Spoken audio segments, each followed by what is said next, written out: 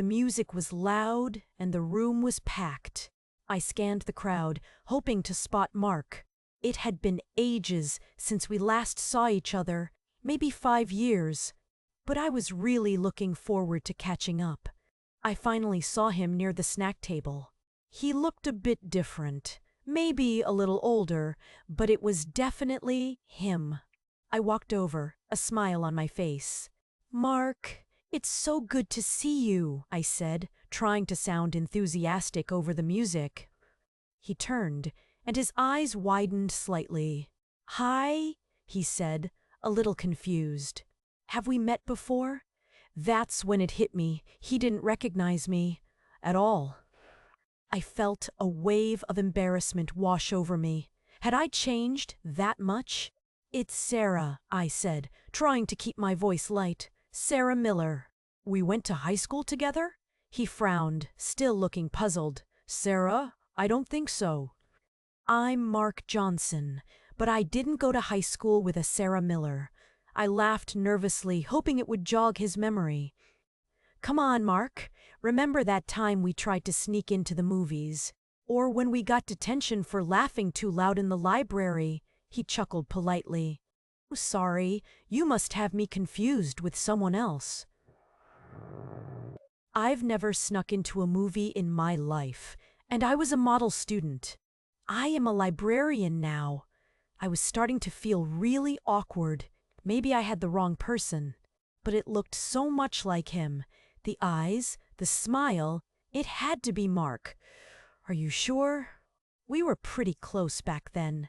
We even went to prom together. His eyes widened again. "Prom? I didn't go to my prom." I was sick that night. Now I was totally thrown. Either he was lying, or I had made a massive mistake. "Okay," I said slowly. "Maybe I am mistaken.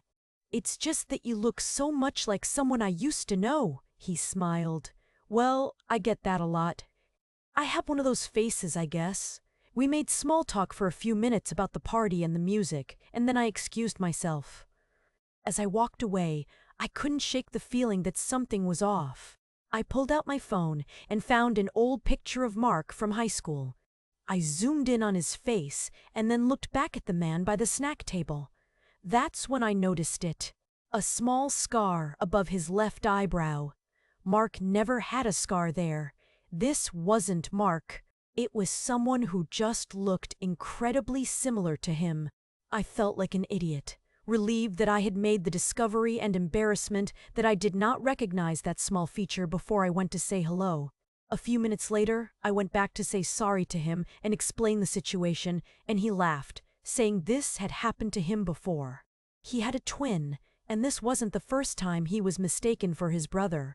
He even introduced me to Mark, who had not aged a day from high school. So I finally got to catch up with the real Mark, and we talked for hours. However, at the end of the party, Sarah had her wallet stolen, and she didn't even discover where it was taken or by who. If you enjoyed this story, please like, share, and subscribe for more amazing content. She simply said, "You shouldn't have gotten involved."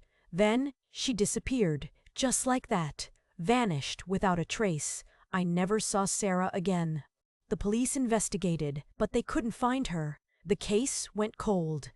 But I still think about her sometimes, and I wonder if she's still out there, somewhere, living under another false identity.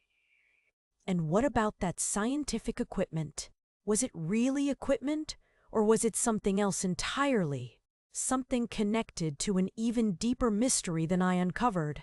That question still haunts me. If you enjoyed this story and want to hear more tales of mystery and intrigue, be sure to like this video, share it with your friends, and subscribe to my channel. There are still so many unanswered questions about Sarah, and maybe, just maybe, someone out there knows more than I do.